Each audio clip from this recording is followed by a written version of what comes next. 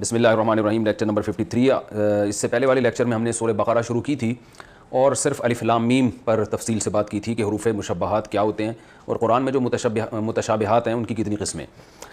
آج اگلی آیت پڑھیں گے انشاءاللہ۔ ذالک الکتاب لا ریب فیہ ھدی للمتقین۔ میں نے آپ کو بار بار بتایا ہے، پھر یاد دہانی کرا رہا ہوں، یہ لیکچر پوری طرح جب سمجھ میں آئیں گے جب قرآن آپ سامنے رکھ کر پڑھیں۔ آپ تو قرآن سامنے رکھا کریں، اس میں پھر آپ نے بلکہ پینسل سے نشان بھی لگائیں اس کے اوپر۔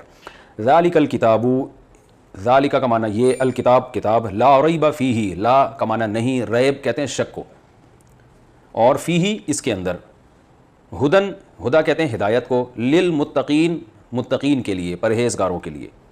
الذین یہ وہ لوگ ہیں، یؤمنون یکرمون کی طرح، یکرمو جو ایمان لاتے ہیں، بالغیبی غیب پر، ویقیمون الصلاۃ، اقامہ یقیمو آ چکا ہے یہ لفظ پہلے، یقیمو اصل میں تھا یقویمو، یکرمو کی طرح، تو یقیمون تھا یقویمون۔ یقیمون الصلاۃ، صلاۃ نماز کو کہتے ہیں، یہ وہ لوگ ہیں جو نماز قائم کرتے ہیں۔ ومما، مما اصل میں تھا من ما، من الگ ہے ما الگ ہے، ملا کے بنا دیا مما، من میں نے سے، ما کا معنی وہ چیز، مما اس چیز میں سے، رزقناہم جو ہم نے ان کو رزق دیا ہے۔ ینفقون یہ خرچ کرتے ہیں، ینفقو یکرمو کی طرح ہے، انفاق کا معنی خرچ کرنا کہتے ہیں نا، انفاق فی سبیل اللہ۔ والذین اور یہ وہ لوگ ہیں، یؤمنون جو ایمان لاتے ہیں، بیما بی کا معنی ساتھ، ما کا معنی وہ چیز، انزلہ نازل کی گئی، انزلہ اکرمہ کی طرح ہے، انزلہ الیکا جو آپ پر نازل کی گئی، وما اور اس چیز پر بھی ایمان لاتے ہیں، انزلہ جو نازل کی گئی، من قبلک آپ سے پہلے، وبالآخرتی اور آخرت کے ساتھ، ہم یہ لوگ یوقنون یقین رکھتے ہیں، یقین یوقن عربی میں یہ اردو میں بھی استعمال ہوتا ہے، یوقنون یکرمون کی طرح، یہ لوگ آخرت پر بھی یقین رکھتے ہیں۔ اولئکا یہ ہیں وہ لوگ، اولئکا جیسے ہاتھ سے اشارہ کیا جاتا ہے، اولئکا یہ ہیں وہ لوگ، علی ھدی جو ہدایت کے اوپر ہیں، من ربہم اپنے رب کی طرف سے، واولئکا اور یہ ہیں لوگ، ہم المفلحون یہی ہیں المفلحون کامیاب، افلاح اکرام کی طرح، مفلحون مکرمون کی طرح، فلاح کامیابی کو کہتے ہیں، حی علی الفلاح ہے نا اذان میں۔ ان الذین کفروا بے شک وہ لوگ جنہوں نے کفر کیا، سواء علیہم برابر ہے ان پر، سوا برابر کو کہتے ہیں، مستوی لفظ استعمال ہوتا ہے نا، اور اردو میں کیسے یہ استعمال ہوتا ہے سوا کا لفظ، مستوی کا لفظ مساوات، ہاں مساوات اردو میں اس سے ملتا جلتا استعمال ہوتا ہے۔ سواء علیہم برابر ہے، انذرتہم آ کا معنی کیا، انذرتا اکرمتا، صحیح ہے نا، انذار کا معنی ڈرانا اکرام کی طرح، انذرتہم کہ کیا آپ ان کو ڈرائیں، ام کا معنی یا، لم تنذر آپ ان کو نہیں ڈرائیں، ہم ان کو، یعنی برابر ہے ان پر یہ بات کہ آپ ان کو ڈرائیں یا نہ ڈرائیں، یہ بات ان پر کیا ہے، برابر ہے۔ لا یؤمنون یہ ایمان نہیں لائیں گے۔ میں ترجمہ کر دوں پھر اس کی تھوڑی تفسیر ہوتی ہے۔ ختم اللہ، ختمہ کا معنی ہوتا ہے مہر لگا دینا، ختم اسٹیمپ کو کہتے ہیں نا، ختامہ مسک آیا تھا نا سورہ مطففین میں، ختامہ مسک، مشک کی مہر لگی ہوگی اس پہ۔ ختم اللہ مہر لگا دی ہے اللہ تعالیٰ نے، علی قلوبہم ان کے دلوں پر، وعلی سمعہم اور ان کی سماعت پر، سمع سننے کو کہتے ہیں نا، سامعین کرام کہتے ہیں نا بھائی، سامعین آپ سن رہے ہیں، ناظرین آپ دیکھ رہے ہیں۔ ختم اللہ علی قلوبہم وعلی سمعہم وعلی ابصارہم غشاوہ اور ہے ابصارہم ان کی نگاہوں پر، بصر کسے کہتے ہیں، آنکھ کو، نظر کو کہتے ہیں نا بصر، ابصار اس کی جمع ہے، ان کی آنکھوں پر یا نگاہوں پر غشاوہ پردہ، کہتے ہیں نا غشی طاری ہو گئی، پردہ طاری ہو گیا، تو غشاوہ کسے کہتے ہیں، پردے کو۔ وَلَهُمْ عَذَابٌ عَظِيمٌ اور ہے ان کے لیے عذاب عظیم بہت بڑا۔ وَمِنَ النَّاسِ اور لوگوں میں سے بعض ایسے ہیں، من کا معنی سے، لوگوں میں سے بعض ایسے ہیں، من جو یقولو کہتے ہیں، آمنا اکرمنا کی طرح، اصل میں تھا امنا ہم ایمان لائے، باللہ اللہ پر، وبالیوم الآخری اور آخرت کے دن پر ہم ایمان لائے، وما ہم نہیں ہیں وہ، بمؤمنین مومن حالانکہ وہ مومن ہے نہیں، اوپر سے بول رہے ہیں۔ یخادعون اللہ دھوکہ دیتے ہیں اللہ کو، یخادع یضاربو، ضاربا یضاربو مضاربتاً، خادع یخادع مخادعتاً، خداع بھی کہتے ہیں اس کو دھوکے کو، یہ دھوکہ دیتے ہیں اللہ کو یعنی دینے کی کوشش کرتے ہیں۔ والذین آمنوا اور ان لوگوں کو بھی جو ایمان لائے، یعنی ایمان والوں کو بھی دھوکہ دینے کی کوشش کرتے ہیں اور اللہ کو بھی۔ یہ کوشش کا ترجمہ میں نے کہاں سے نکالا یہ بتاؤں گا۔ وما یخدعون اور یہ دھوکہ نہیں دیتے، خدع یخدع ضرب یضرب کی طرح، اس کا معنی کیا ہے، دھوکہ دینا. وما یخدعون, اور یہ دھوکہ نہیں دیتے الا مگر انفسہم, اپنے ہی نفسوں کو, نفس کی جمع انفس, دھوکہ اپنے آپ کو ہی دے رہے ہیں. وما یشعرون, اور انہیں شعور نہیں ہے. فی قلوبہم مرض, ان کے دلوں میں مرض ہے, بیماری ہے. فزادہم اللہ, زادہ کا معنی بڑھا دینا, اللہ نے بڑھا دیا ہے ان کو مرضاً, مرض کے اعتبار سے, مرض کے اعتبار سے اللہ نے اور ان میں اضافہ کر دیا. وَلَهُمْ عَذَابٌ علیم, اور ان کے لیے عذاب ہے دردناک. بیما کانو, اس وجہ سے, با کا معنی وجہ بھی آتا ہے, بیما بوجہ اس بات کے, یعنی اس وجہ سے کہ کانو تھے یہ لوگ, یکذبون جھوٹ بولا کرتے تھے, جھوٹ بولنے کی وجہ سے ان کے لیے کیا ہے, دردناک عذاب. تو یہ تو لفظی ترجمہ ہو گیا, ایک رکوع سے کچھ زیادہ ہم نے پڑھ لیا ہے, اس کا ہم انشاءاللہ اب ترجمہ کریں گے. ترجمہ تو کر لیا, لفظی اس کی جو چھوٹی موٹی گرامر تھی وہ بھی بتا دی ہے. ذالک الکتاب لا ریب فیہ, یہاں سے پارے کی ابتدا ہو رہی ہے. اللہ نے قرآن مجید کا تعارف کروایا. ذالک الکتاب, یہ کتاب. ذالک اصل میں جب اشارہ کیا جاتا ہے نا ہاتھ سے کسی چیز کی طرف, اس وقت کہا جاتا ہے. گویا اللہ میں اشارہ کر کے اللہ تعالیٰ میں بتا رہے ہیں یہ جو کتاب تمہارے سامنے ہے, پوری کتاب تمہارے سامنے رکھی ہوئی ہے, لا ریب فیہ, اس میں کوئی شک نہیں ہے. کیا مطلب؟ اس میں کوئی شک نہیں ہے کہ یہ اللہ کا کلام ہے, ایک بات, اس میں کوئی شک نہیں ہے. دوسرا, یہ تحریف سے پاک ہے, اس میں کوئی شک نہیں ہے. تو دو وجوہات سے شک پیدا ہو سکتا ہے. ایک یہ کہ یہ اللہ کا کلام ہو, اس میں بھی شک ہو سکتا ہے. دوسرا یہ محفوظ نہ ہو, تو اس میں بھی شک ہو سکتا ہے. تو اس لیے اللہ نے ہر قسم کے شک کی نفی کر دی. لا ریبہ, اس کو کہتے ہیں لا نفی جنس. ایک عربی میں لا ہوتی ہے, اس کا معنی ہوتا ہے نہیں, اور ایک وہ لا ہوتی ہے جو بالکل جڑ سے کسی چیز کو کی نفی کر دیتی ہے. اور اس کی علامت یہ ہوتی ہے کہ اس کے بعد جو اسم ہوتا ہے نا اس پہ زبر ہوتا ہے, جیسے لا الہ, کوئی سرے سے الہ ہے ہی نہیں, الا اللہ, مگر اللہ. تو ایک لا جو نارمل لا ہوتی ہے نا وہ ہوتی ہے لا الہن, یعنی الہن ہوتا, جیسے ہم کہتے ہیں لا زیدن, زید نہیں ہے فی الدار, گھر میں. یہ نارملی عرب ایسے استعمال کرتے ہیں, لا زیدن فی الدار, زید گھر میں موجود نہیں ہے.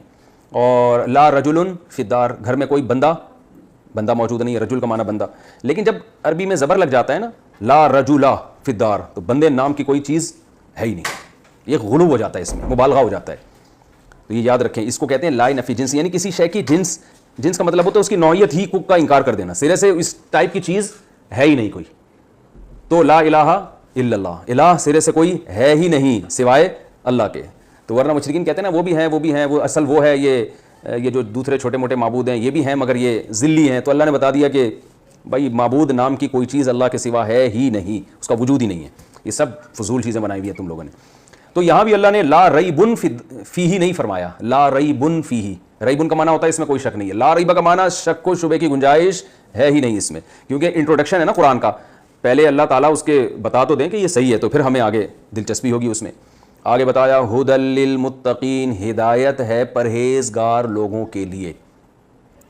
یہاں میں نے آپ کو بار بار بتایا قرآن مجید میں ہدایت کے دو معنی آتے ہیں. ہدایت کسے کہتے ہیں؟ گائیڈنس کو, رہنمائی کو.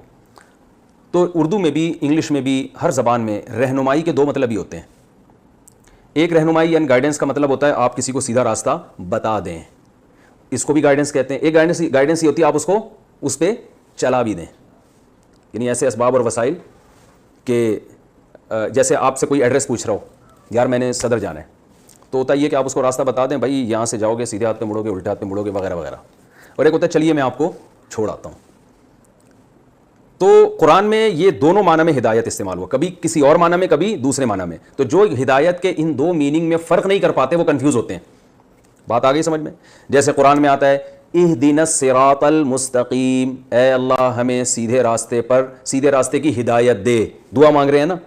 لیکن ہم نے سورہ بلد میں پڑھا تھا وَهَدَيْنَاهُ النَّجْدَيْنِ, ہم نے اس کو دونوں راستے ہدایت کر دی ہیں. تو جب اللہ نے دونوں راستے ہدایت کر دی ہیں تو ہم پھر سیدھے راستے کی ہدایت کیوں مانگ رہے ہیں؟ اللہ تو کہہ رہے ہیں میں نے تو سیدھا بھی کی بھی ہدایت کر دی اور غلط کی بھی ہدایت کر دی. تو وہاں ہدایت کا معنی کچھ اور ہے, سورہ فاتحہ میں ہدایت کا معنی کچھ اور ہے.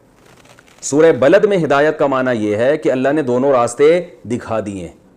جب سورہ فاتحہ میں ہم اللہ سے ہدایت مانگتے ہیں تو مراد دکھانا نہیں ہے, اے اللہ ہمیں وہاں تک پہنچا دے, چلا دے, یا ہمیں سیدھے راستے پہ چلنے کی توفیق دے دے. بات آ گئی سمجھ میں؟ توفیق کا لفظ بہت استعمال ہوتا ہے قرآن و سنت کی اصطلاح میں, کہتے ہیں اللہ توفیق دے گا تو یہ کام کر لیں گے. یہ توفیق کی ڈیفینیشن کیا ہے؟ ارے آپ کسی کو بولو یار تم کبھی نماز بھی پڑھ لیا کرو, یار اللہ جب توفیق دے گا تو پڑھ لیں گے. اچھا, بعض لبرل لوگوں کو اس توفیق کے لفظ پہ بڑا اعتراض ہوتا ہے کیا جب اللہ ہی توفیق دے گا تو پھر ہم نے جب دینا ہوگا تو دے دے گا, نہیں دے گا تو ہم کیا کریں, وہ تو اللہ کی توفیق سے ہوتا ہے نا. تو توفیق کہتے ہیں, توفیق نکلا ہے دیکھیں وفاق, موافقت, اس سے نکلا ہے. موافق کہتے ہیں نا یہ چیز مجھے موافق نہیں آ رہی.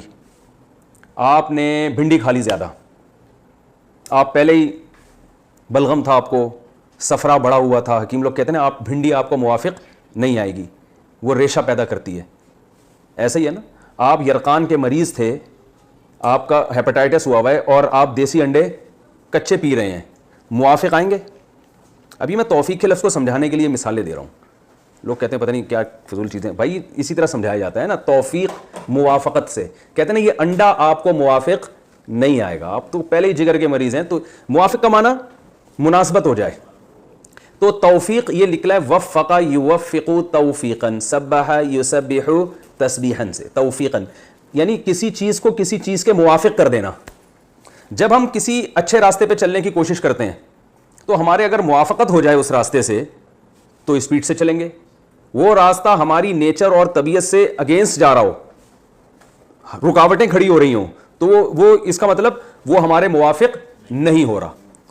تو اللہ کو یہ قدرت ہے کہ اچھے راستے کو آپ کے موافق بنا دے, یہ بھی قدرت ہے. بنا دے گا تو ہم کہیں گے اللہ نے توفیق دے دی ہے آپ کو, یعنی یہ راستہ آپ کے موافق بنا دیا ہے. اور اگر نہیں ہوگا تو ہم کہیں گے اللہ کی طرف سے توفیق نہیں مل رہی. تو اب اس کی اصطلاح میں جو تعریف ہے توفیقی, جعل الاسباب موافقۃ للمطلوب الخیر. گاڑی زبان استعمال کی ہے, آسان سمجھا دیتا ہوں. آپ کا جو نیک مقصد ہے تو اس مقصد کو تک پہنچنے کے لیے آپ کو جو اسباب اور وسائل چاہیے, تو اللہ وہ اسباب اور وسائل ایسے پیدا کر دے جو آپ کو آپ کے نیک مقصد تک پہنچانے میں مدد دیں. تو کبھی اللہ کی طرف سے نا ایسے حالات پیدا ہو جاتے ہیں, کبھی اللہ کی طرف سے رکاوٹیں ہوتی ہیں, تو آزمائش بڑھ جاتی ہے انسان کی. ایسے موقع پر انسان ہتھیار ڈال دیتا ہے. تو یہ مطلب ہے توفیق کا کہ اللہ تعالیٰ وہ اسباب جو آپ کے نیک مقصد تک پہنچنے کے لیے کچھ اسباب چاہیے نا, تو اللہ وہ اسباب آپ کے لیے کیا کر دیتا ہے, آسان. تو اب کیا مطلب, ہم کہیں گے بھائی قدرت کی طرف سے بھی آپ کی موافقت ہو گئی ہے, قدرت کی طرف سے بھی آپ کو توفیق مل رہی ہے. لبرل لوگ, لبرل تو نہیں کہنا چاہیے, جو ایتھیسٹ ہیں, جو ملحد ہیں, وہ کہیں گے نیچر آپ کا ساتھ دے رہی ہے. نیچر کیا کر رہی ہے؟ میں نے یوٹیوب پہ ایک ویڈیو دیکھی نا, وہ سونامی کا طوفان کی, تو اس پہ کسی ملحد نے لکھا ہوتا ہے نیچر از اینگری, فطرت بہت غصے میں. ہم کہتے ہیں اللہ کا غضب ہے نا, زلزلہ آ رہا ہے. تو جو ملحد ہیں وہ سب کس چیز کے کھاتے میں ڈال دیتے ہیں, نیچر کے, کہ نیچر غصے میں. حالانکہ نیچر بذات خود تو کوئی چیز ہی نہیں ہے. تو نیچر ٹینشن میں, نیچر غصے میں, نیچر آپ سے خوش ہے. قرآن نے بھی کہا نا کہ زندگی ایسی ملے گی قیامت کے دن وہ زندگی آپ سے خوش ہوگی. تو یہ تو مجازن کہا ہے قرآن مجید نے. تو یہاں مطلب ہے, یہاں جو ہدایت ہے, ہدن, یہ کتاب ہدایت ہے. یہاں ہدایت سے مراد, پہلے میں آگے متقین کا مطلب بتاؤں گا نا, پھر ایک اشکال کروں گا, اس کے جواب میں یہ بات سمجھ میں آئے گی. متقین کسے کہتے ہیں, کئی دفعہ بتا چکا ہوں, پرہیزگار لوگوں کو. متقی کسے کہتے ہیں, پرہیزگار, بچنے والے, گناہ سے, برائی سے اجتناب کرنے والے, ایوائڈ کرنے والے, جسے آج کل کہا جاتا ہے. اجتناب ذرا گاڑا لفظ ہو جاتا ہے. تو اب سوال یہ پیدا ہوتا ہے کہ قرآن کہہ رہا ہے کہ یہ کتاب ہدایت ہے پرہیزگار لوگوں کے لیے. سوال پیدا ہوتا ہے, ایک جگہ قرآن کہہ رہا ہے ہم نے ہر ایک کو ہدایت دے دی ہے, ہر ایک کو ہدایت, وَهَدَيْنَاهُ النَّجْدَيْنِ, ہم نے ہر ایک کو ہدایت دے دی ہے. تو پہلا سوال تو یہ ہوگا, یہاں قرآن کہہ رہا ہے ہدایت ہر ایک کے لیے نہیں ہے بلکہ کس کے لیے, متقین کے لیے. تو یہ دو آیتیں آپس میں کیا ہو رہی ہیں, ٹکرا رہی ہیں. دوسرا اعتراض یہ ہوگا, متقی کہتے ہیں گناہ سے بچنے والا, تو جو پہلی بچنے والا ہے اس کو ہدایت کی ضرورت کیا ہے؟ بہت مشکل ہے بات سمجھانا. بھائی ہم ہدایت کا ترجمہ یہ کرتے ہیں, پہلا دوبارہ سے سب دماغ سے نکال دیں, دوبارہ اشکال دہراتا ہوں میں. سوال پیدا ہوتا ہے, قرآن سورہ بلد میں کہہ رہا ہے کہ ہم نے ہدایت دے دی ہے انسان کو, دونوں راستوں کی ہدایت ہم نے دے دی ہے. یہاں قرآن کہہ رہا ہے صرف متقین کے لیے ہدایت ہے, کسی اور کے لیے نہیں ہے. یہ ایک اعتراض, دو آیتیں ٹکرا رہی ہیں. اس اعتراض کا جواب ہم یوں دیتے ہیں کہ وہاں ہدایت کا معنی تھا راستہ دکھانا, یہاں ہدایت کا معنی ہم لیں گے راستے پہ چلانا. تو متقین کو یہ سیدھے راستے پہ چلائے گا, دوسروں کو نہیں چلائے گا. یہ اشکال تو ایسے حل ہو گیا. لیکن اس جواب میں ایک دوسرا اعتراض کھڑا ہو جاتا ہے کہ متقی تو کہتے ہی اس کو جو سیدھے راستے پہ چل رہا ہو, تو جب وہ چل رہا ہے پہلے سے تو اس کو چلا کے کیا کر لیا بھائی قرآن نے, ہدایت ہے اس کے لیے جو سیدھے راستے پہ, ارے کیا ہو گیا, ہدایت ہے اس کے لیے جو سیدھے راستے پہ چل رہا ہے, یعنی اس کو سیدھے راستے پہ چلائے گا. ہدایت کا یہ معنی لے رہے ہیں نا کہ اس کو سیدھے راستے پہ چلائے گا. کس کو چلائے گا؟ جو پرہیزگار ہے. تو وہ تو پہلے ہی چل رہا ہے. تو ہم نے ایک اشکال کا جواب دیا تو دوسرے اشکال میں پھنس گئے. اس کا جواب یہ ہے یہ چیزیں جب تک آپ یہ اصول قرآن کی تفسیر کے لیے جب تک آپ نہیں سمجھیں گے نا قرآن سمجھ میں نہیں آئے گا. اور آج کل جو زیادہ تر جو متجددین اور جو سرسری طور پہ تفسیریں پڑھ رہے ہیں, باقاعدہ عربی گرامر کی گہرائی میں جا کے مدرسوں میں بیٹھ کے علم حاصل نہیں کرتے, ان میں بڑا فالٹ یہ ہوتا ہے کہ وہ ان چیزوں کا جواب نہیں جانتے. تو یہاں یہ بات یاد رکھیں, عربی زبان میں بسا اوقات جب ایسا ہوتا ہے, کئی دفعہ ایسا ہوتا ہے کہ کوئی کام بول کر اس کام کا ارادہ مراد ہوتا ہے, حقیقت میں وہ کام مراد نہیں ہوتا. اور بعض دفعہ کام بول کر دعوی کام مراد ہوتا ہے. مثال سے سمجھاؤں گا انشاءاللہ. اس کو کہتے ہیں فعل بول کر ارادہ فعل, اور کبھی فعل بول کر دعوی فعل. ٹھیک ہے, دعوی فعل کی مثال دوں. قرآن مجید میں آتا ہے سورہ صف میں جو ہے نا, سورہ صف 28ویں پارے میں, یا ایھا الذین آمنوا لم تقولون ما لا تفعلون, اے ایمان والو ایسی بات کیوں کہتے ہو جو کرتے نہیں ہو. ایسی بات کیوں کہتے ہو جو کرتے نہیں ہو. صحابہ یہ کہا کرتے تھے کہ جہاد فرض ہو گیا تو ہم کریں گے. جب ایک دم فرض ہوا تو بعض لوگ ظاہر پریشان ہو گئے کہ بھئی ابھی کیوں, منافقین تو پیچھے ہی ہٹ گئے بالکل ہی. تو اللہ نے فرمایا کہ ایسی بات کہتے کیوں ہو جو کرتے کیوں نہیں. اب اس آیت کو لے کے ہم لوگ کیا کرتے ہیں کہ کوئی شخص خود عمل نہیں کر رہا لیکن بات اچھی کر رہا ہے, تو ہم کہتے ہیں جب کرتے نہیں ہو تو باتیں کیوں کرتے ہو, ایسی بات کہتے کیوں ہو جس پر خود عمل نہیں ہے. یہ آیت وہاں فٹ کر دیتے ہیں نا. کیا ہو گیا بھائی؟ دیکھو کوئی آدمی آپ سے آ کے کہہ رہا ہے یار نماز پڑھ لیا کرو, آپ اس سے کہتے ہیں تم خود پڑھتے ہو, کہتے ہیں میں تو نہیں پڑھتا لیکن میں مذاکرہ کر رہا ہوں یار, شاید تمہیں بھی ترغیب دوں, ہم بھی پڑھ لیں گے اس بہانے. بھائی لوگ کہتے ہیں نا شکل اچھی نہیں ہو تو بات تو اچھی کرنی چاہیے. تو صرف یہ شکل کے بارے میں نہیں ہے, اعمال بھی اچھے نہ ہو تو بات تو کم از کم اچھی کرنی چاہیے. تو آپ فوراً اسے آیت سنائیں گے جب خود نہیں پڑھتے, تو قرآن تو کہہ رہا ہے لما تقولون ما لا تفعلون, تم وہ کام کیوں کرتے ہو جس پر خود عمل, وہ بات کیوں کرتے ہو جس پر خود عمل نہیں کرتے. یہ ہے نا, حالانکہ یہ آیت اس کے بارے میں نہیں ہے. اس لیے کہ یہاں تقولون قول ہے, ایسا کہتے کیوں. یہاں کہنے سے مراد کہنا نہیں ہے, کہنے کا دعویٰ کرنا ہے. ما لا تفعلون, وہ کام کیوں کرتے ہو, وہ بات کیوں کہتے ہو جو کرتے نہیں ہو. کیا مطلب؟ سوری, بات کا دعویٰ نہیں, اس کام کا دعویٰ ہے. یعنی وہ بات کیوں کہتے ہو جس کے دعوے خود کرتے ہو. تو ایسی چیز کا دعویٰ کرنا غلط ہے جس پر آپ عمل نہ کر سکو.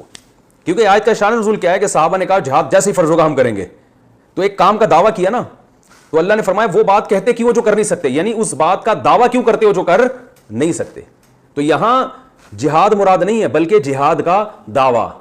فعل بول کر دعوی فعل مراد ہے, وہ کام جس کا تم دعویٰ کرتے ہو, تو وہ کام اس کے دعوے مت کیا کرو, دعویٰ اسی کام کا کرو جو کر سکتے ہو. تو یہ آیت ان لوگوں کے بارے میں نازل ہوئی ہے جو بونگیاں بڑی بڑی مارتے ہیں, ہم یہ کر دیں گے, ہم یوں کر دیں گے, جب کرنے کا ٹائم آتا ہے تو پتلی گلی سے نکل جاتے ہیں. تو ان کو یہ کہا جائے گا کہ جو کام کر نہیں سکتے تھے وہ کہا کیوں تم نے. تو یہ ان لوگوں کے بارے میں آیت جو منافقین تھے, جو بڑے بڑی بونگیاں مار رہے تھے اور پھر بھاگ گئے وہ. تو ان کو ایمان والوں سے تعبیر قرآن نے اس لیے کیا کہ ظاہری طور پر ان کو ایمان والا ہی سمجھا جاتا تھا, کیونکہ قرآن ان کو کافر کہہ دیتا تو کہتے ہمیں تو کافر ہی کہہ دیا, تو اب ہمیں کس چیز کا مطالبہ کر رہے ہو ہم سے. دوسرا, بعض دفعہ ایسے ہوتا ہے کہ قرآن مجید میں فعل بول کر ارادہ فعل مراد ہوتا ہے. یہاں تو دعوی فعل ہے نا, وہاں کیا ہوتا ہے ارادہ فعل.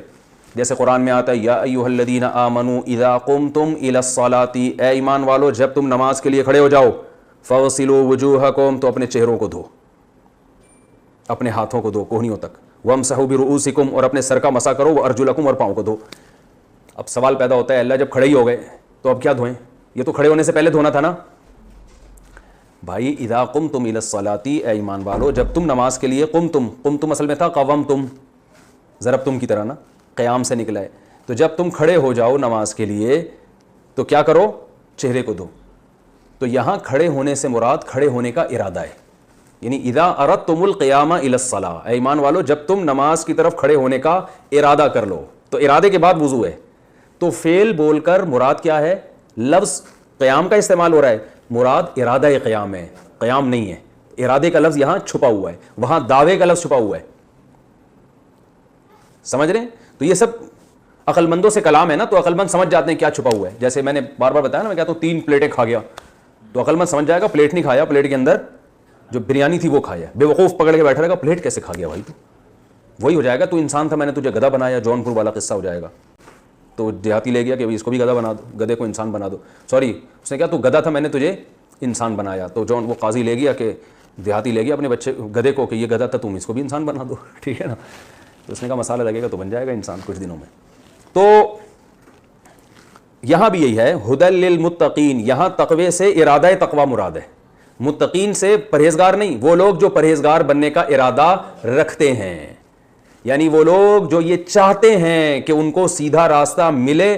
اور سیدھا راستہ ملے کا مطلب کیا؟ ان کو پتہ چلے کہ صحیح کیا ہے اور غلط کیا ہے، تاکہ غلط سے بچیں اور صحیح پر چلیں. جو یہ چاہیں گے ان کو اس سے ہدایت ملے گی. کیا مطلب؟ سیدھا راستہ نظر نہیں آئے گا، سیدھے راستے پہ چلنے کی توفیق ملے گی. اس سے نہیں آ رہی بات. تو اس لیے اللہ نے بتا دیا جن کو ہدایت نہیں ملی نا، جن کمبختوں کو پڑھ پڑھ کے پاگل ہو گئے، وہ پھر وہیں کے وہیں، وہ چاہتے ہی نہیں ہے، یا وہ صرف تنقید برائے تنقیدی نیت سے پڑھتے ہیں قرآن کو.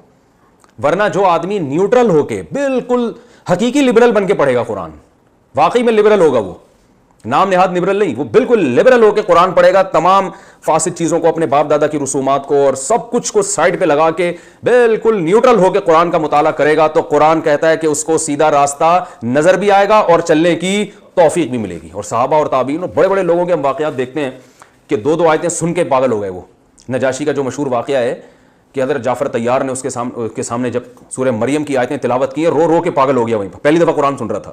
اور سارے پادری، چونکہ وہ نیوٹرل تھے، ان کو اسلام سے دشمنی نہیں تھی، نہ کوئی مسلمانوں سے ان کی جنگیں ہوئی تھی، نہ کوئی اسلام سے دشمنی تھی، تو کچھ بھی نہیں، نیوٹرل ہو کے جب انہوں نے سنا تو انہوں نے کہا یہ تو وہی تورات ہے، وہی انجیل ہے، جو اسی جیسا کلام ہے یہ. اور مسلمان بھی ہو گیا اور نبی صلی اللہ علیہ وسلم کی خدمت میں تحفے بھی بھیجے.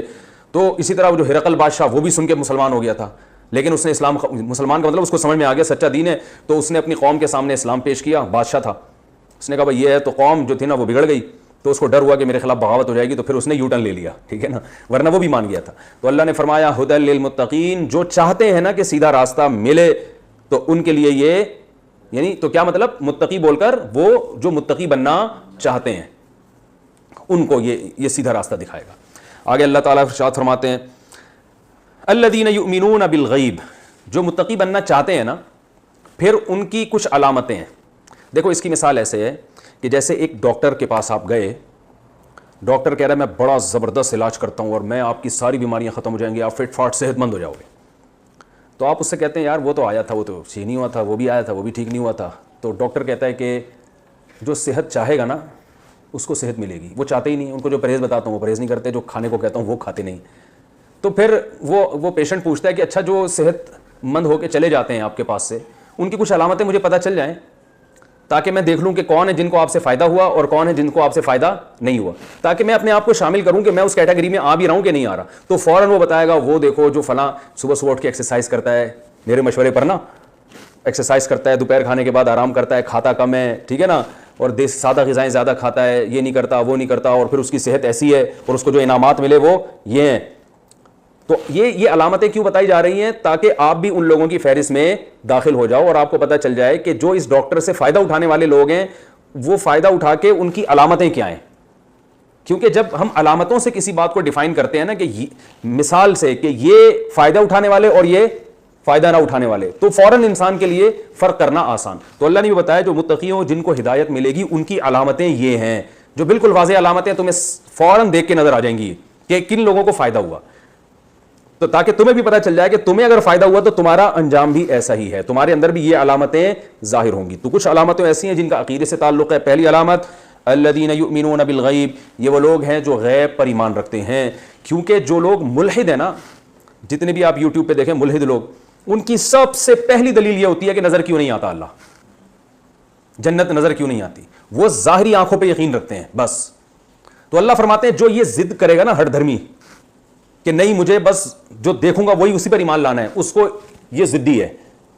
کیونکہ علامتیں اتنی زیادہ ہم نے دنیا میں قائم کر دی ہیں اپنے وجود کی، اپنے دلائل کی، کہ دیکھنے کا مطالبہ کرنا یہ کیا ہے؟ ضد ہے. بہت سی چیزیں دیکھتا نہیں ہے انسان، دلیل سے یقین کر لیتا ہے. آپ بند کمرے میں بیٹھے ہو، گھڑی پہ 12 PM لکھا ہوا ہے، آپ یقین کر لو گے کہ سورج نکلا ہوا ہے، حالانکہ آپ نے دیکھا نہیں ہے. اب بھی اگر کوئی کہے نہیں سورج نہیں نکلا ہوا، ساری گھڑیاں ایک ہی ٹائم بتا رہی ہیں یہ جو دوپہر کا 1 بج رہا ہے، اور آپ کو نہیں سورج نہیں نکلا ہوا کیونکہ میں دیکھ نہیں رہا. تو یہ ایسا ضدی ہے کہ اس کو سیدھا راستہ مل نہیں سکتا. اس لیے اللہ نے پہلی علامت بیان کی کہ جو ضدی نہیں ہوتے، یؤمنون بالغیب، غیب پر ایمان رکھتے ہیں. مطلق غیب پر نہیں، وہ غیب جس کے وجود کے دلائل قائم ہو چکے ہوں تو اس کو بن دیکھے مان لیتے ہیں. وہ یہ ضد نہیں کرتے، اپنے آپ کو عقل کل نہیں سمجھتے کہ میں جب تک دیکھوں گا نہیں. جیسے فرعون نے مطالبہ کیا موسیٰ تمہارا رب کہاں ہے؟ تم سیڑھیاں لگاؤ. حامان سے کہا نا سیڑھیاں لگاؤ, میں آسمان پہ جا کے ذرا خدا کو دیکھ کر آنا چاہتا ہوں. تو اللہ کہتے ہیں یہ تکبر اس نے کیا اور پھر اللہ نے اس کو غرق کر دیا, تباہ کر دیا. بہت ضدی فضول باتیں شروع کر دی تھی اس نے. تو یہی آج کل جو ایتھیسٹ ہیں وہ اسی طرح کی کہ ہمیں قبر کا عذاب تو نظر نہیں آتا, ہمیں تو پل صراط نظر نہیں آ رہا. تو بھائی تمہاری اوقات کیا ہے؟ تم نے دیکھا کیا ہے؟ یہ تو اللہ نے کچھ تھوڑا سا دکھا دیا تمہیں. تو اللہ فرماتے ہیں پہلی علامت الذین یؤمنون بالغیب, غیب پر یقین رکھتے ہیں. ویقیمون الصلاۃ, اعمال میں کیا ہے؟ عمل میں دو اعمال قرآن پورے آپ سورہ ناس تک دیکھیں گے, دو چیزوں کو قرآن ساتھ ساتھ لے کے چلتا ہے, ایک نماز اور ایک زکوٰۃ. یعنی اللہ کی راہ, کبھی زکوٰۃ کا لفظ استعمال کرے گا قرآن, کبھی کہے گا اللہ کی راہ میں خرچ کرتے ہیں. تو اس سے اصل میں جو میں نے بار بار بتایا نا کہ قرآن جزیات بیان کرتا ہے, مقصد ایک اصول بیان کرنا ہوتا ہے. نماز اصل میں جسمانی عبادت ہے, اس میں باڈی تھکتی ہے, صبح اٹھنا پڑتا ہے, وضو کرنا پڑتا ہے, سردیوں میں بعض دفعہ چل کے جانا پڑتا ہے مسجد میں. یہ باڈی کی ریکوائرمنٹ یہ ہے کہ آپ پڑے رہو بستر پہ, نہیں اٹھے نہیں. انسان دوستوں کے ساتھ بیٹھا ہوا ہے تو اٹھنے کا دل نہیں چاہے گا. تو یہ جسم کو کھپانا ہے. اور دوسری چیز قرآن بار بار بیان کرتا ہے پیسہ خرچ کرتے ہیں. کیونکہ دیکھیں جب آپ کو کسی سے محبت ہوتی ہے, والدین کی مثال لے لیں تو والد صاحب کہتے ہیں نا یہ بیٹا میرا بڑا فرما بردار ہے, تو اس کا کیا مطلب ہوتا ہے کہ اپنے جسم کو بھی میرے لیے کھپاتا ہے اور اپنا مال بھی مجھ پہ خرچ کرتا ہے. بعض بچے ایسے ہوتے ہیں ابا کی جسمانی خدمت بہت کرتے ہیں, پاؤں دبا دوں, پانی لے آؤں, یہ کروں وہ کروں, بہت دن رات ایک کر دیا انہوں نے. ساری رات ابا کے آگے ہاتھ باندھ کے کھڑے ہوئے ہیں کہ ابا کو رات کو آنکھ نہ کھل جائے, کوئی پریشانی نہ ہو. کرسی پہ بیٹھے ہیں, اسپتالوں میں دیکھا ہوگا بیمار والدین کی خدمت کیسے کر رہے ہوتے ہیں. لیکن ان کو پیسوں کی محبت اتنی ہوتی ہے کہ ان کو ڈر ہوتا ہے یار ابا پہ خرچہ نہ ہو جائے, خرچہ نہ کرنا پڑ جائے. تو اس خرچے کے چکر میں جسم کو کھپایا ہوا ہوتا ہے انہوں نے, خرچہ نہ کرنا پڑ جائے یار, یہ پیسے نہ. تو یہ فرما بردار ہے مگر اس میں بہت بڑا نقص ہے.